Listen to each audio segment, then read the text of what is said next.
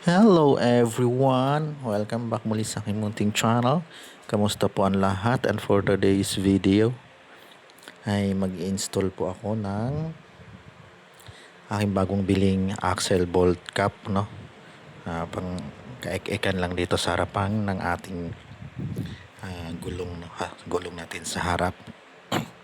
So bali papalitan ko lang yung aking mga luma dahil nasira na, no? At ito na nga, tinatanggal ko na yung axle bolt natin. Ayan. So,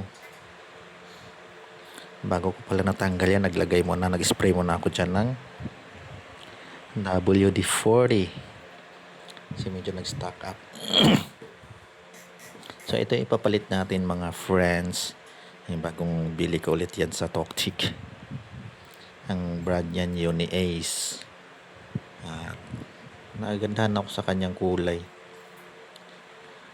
Hindi ko alam kung anong tawag dyan. Kalimutan ko, burnt blue ba yun? Medyo may pagkasunog siya na blue. At yan ang ilalagay natin dyan. Pamalit doon sa yan. Yung nakita nyo kulay dilaw na yan. Yan yung nasira. So, pangit na tignan dahil wala nang kapartner. Kaya papalitan natin siya. So, kamusta kayong lahat mga friends? I hope everyone ay nasa mabuting kalagayan. Shoutout po sa inyong lahat. Enjoy watching my videos, no? Pag matagal tayo walang uploads. Eto, nakapag-video tayo ng saglit lang. Kala ko medyo matagal siyang gawin. Pero nung ginawa ako, diskartehan lang para mabilis siyang maikabit mga friends. So, ayan na.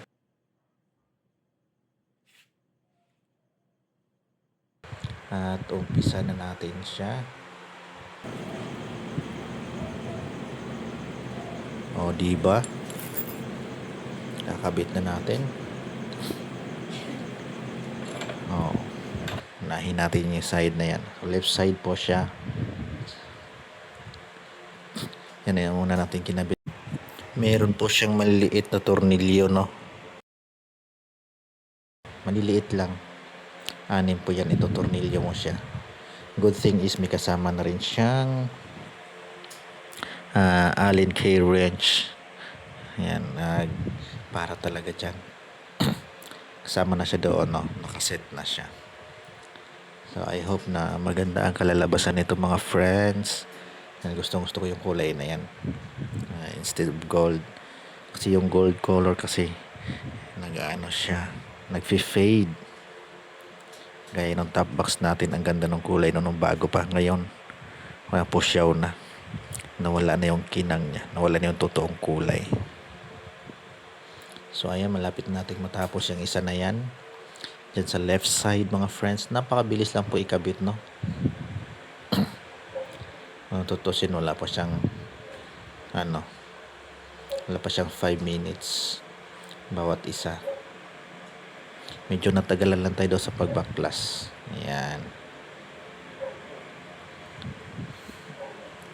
Shoutout sa inyo lahat mga friends.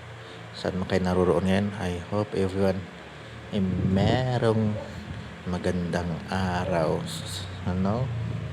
So dito naman tayo sa kabilang side. Ito sa right side na siya. O, diba? Same process lang din po yan mga friends. 6 din po yung kakabit natin tornilyo dyan. Yung Allen key wrench din yung ginagamit natin dyan. Same process. Yan.